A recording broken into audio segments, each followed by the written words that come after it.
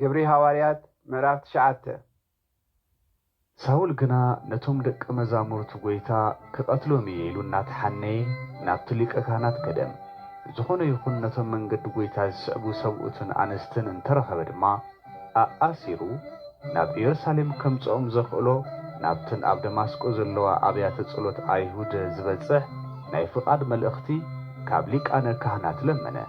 ክኸይድ እንተሎ ኸዓ ናብ ከተማ ደማስቆ ቀረበ። ብድንገት ድማ ካብ ሰማይ ብርሃን ኣብ ዙርይኡ አንጸባረቐ፣ ናብ ምድሪ እውን ወደቐ። ሳውል ሳውል ስለምንታይ ተሳጉገኒ ዝብል ድምፂ እውን ሰምዐ። ንሱ ድማ ጎይታይ ምን ኢኻ በሎ። ጎይታ ኸዓ ኣነ እቲ ንስኻ ተሳጉገኒ ዘለኻ ኢየሱስ እየ። በሊሕ ነገር እንተረገጽካ ንርእስኻ እዩ ዝገደካ በሎ።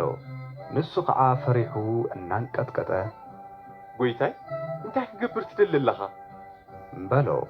ጎይታ ድማ ተስእ እሞ ናብ ከተማ እቶ እንታይ ክትገብር ከም ዝግበአካ እውን ኣብኡ ክንገረካ እዩ በሎ። እቶም ምስኡ ዝነበሩ ሰባት ድማ ድምፂ እናሰምዑ ሓደ እኳ ብዘይምርኣዮም ገሪምዎም ደው በለው። ሳውል ድማ ካብቲ ዝወደቐሉ ምድሪ ተሲኡ ኣዒንቱ ቋሕ ኣበለ፣ እንተኾነ ክርኢ ይከኣለን። ስለዚ ብኢዱ እናመርሑ ናብ ደማስቆ እተውዎ።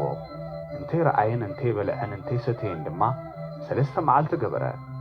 ኣብ ደማስቆ ኸዓ ሓደ ሓናንያ ዝስሙ ደቀ መዝሙር ነበረ። ንዕኡ ጎይታ ብራእይ ሓናንያ ኢሉ ጸውዖ። ንሱ ኸዓ እኒኹ ጎይታይ በለ። ጎይታ ድማ ተስእ እሞ ናብታ ቅንዕቲ ተባሂላ እትጽዋዕ መንገዲ ኺድ። ሳውል ዝበሃል ሰብኣይ በዓል ጠርሴስ ይጽለሎ እሞ ኣብ እንዳ ይሁዳ ድለዮ።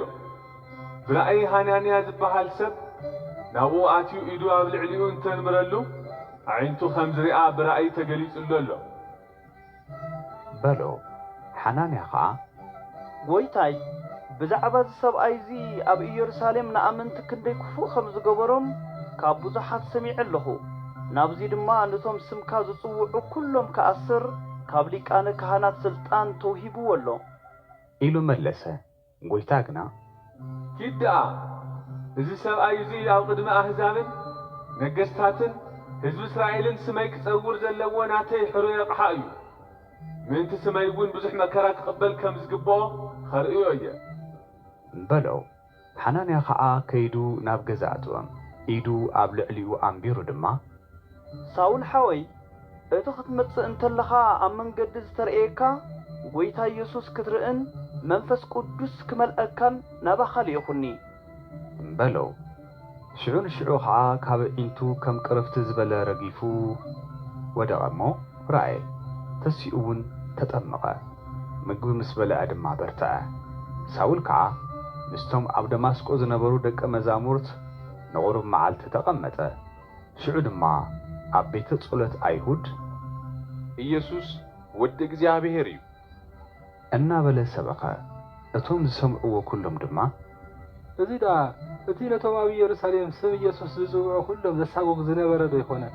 ናብዚ መጺኡ ዘሎስ ንዓዓቶም ንኣሰረ ናብ ሊቃነ ካህናት ምእንቲ ክወስዶም ዶ ይኾነ? እናበሉ ተገረሙ። ሳውል ግና እናበርትዐ ኸደ።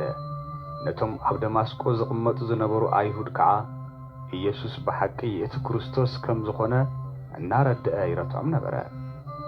ብዙሕ መዓልቲ ምስ ሓለፈ ድማ ኣይሁድ ንሳውል ክቐትልዎ ሓቢሮም ተማኸሩ።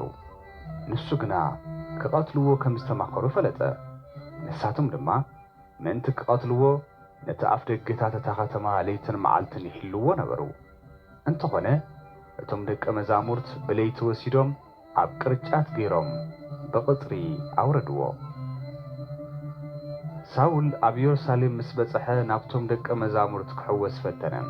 ንሳቶም ግና ደቀ መዝሙር ምዃኑ ስለ ዘይኣመኑ ኩላቶም ፈርሕዎ። በርናባስ ግና ተቐቢሉ ናብ ሐዋርያት ኣምጽኦም። ጎይታ ኣብ መንገዲ ከመይ ኢሉ ከም ዝተረኣዮን ከም ዝተዛረቦን ኣብ ደማስቆ ኸዓ ብስም ኢየሱስ ከመይ ገይሩ ብትብዓት ከም ዝመሃረን ነገሮም።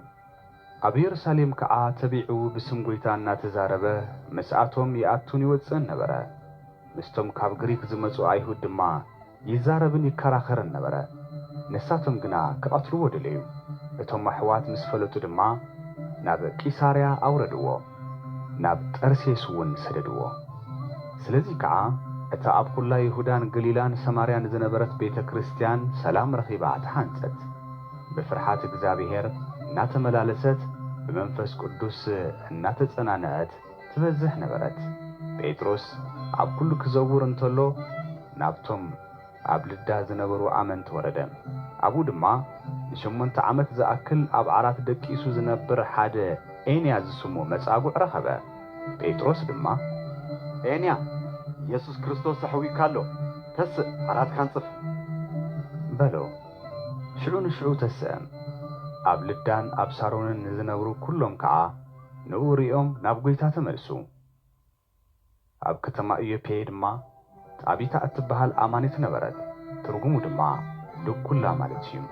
ንሳ ከዓ ሰናይ ምግባርን ምጽዋት መሃብን ተዘውትር ነበረት። በትቕነቲ ሓሚማ ሞተት። ሓጺቦም ድማ ኣብ ደብረ እምበርዋ። ከተማ ልዳ ንኢዮጴ ቀረባ ነበረት። እቶም ደቀ መዛሙርት ከዓ ጴጥሮስ ኣብ ልዳ ከም ዘሎ ምስ ሰምዑ ክልተ ሰባት ልኢኾም እንተይደንጎየ ክመጾም ለመንዎ። ሽዑ ጴጥሮስ ተሲኡ ምስኣቶም ከደም።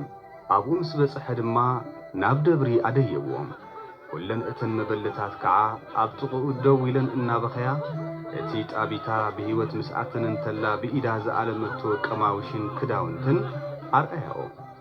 ሽዑ ጴጥሮስ ንኹሎም ንደገ ውፂኡ ተንበርኪኹ ጸለየ። ናብቲ ሬሳኣ ቁልሕ ኢሉ ከዓ ጣቢታ ተስኢ በላ። ንሳ ድማ ኣዒንታ ቋሕ ኣቢላ ንጴጥሮስ ረአየቶ። ተሲኣ ከዓ ኮፍ በለት።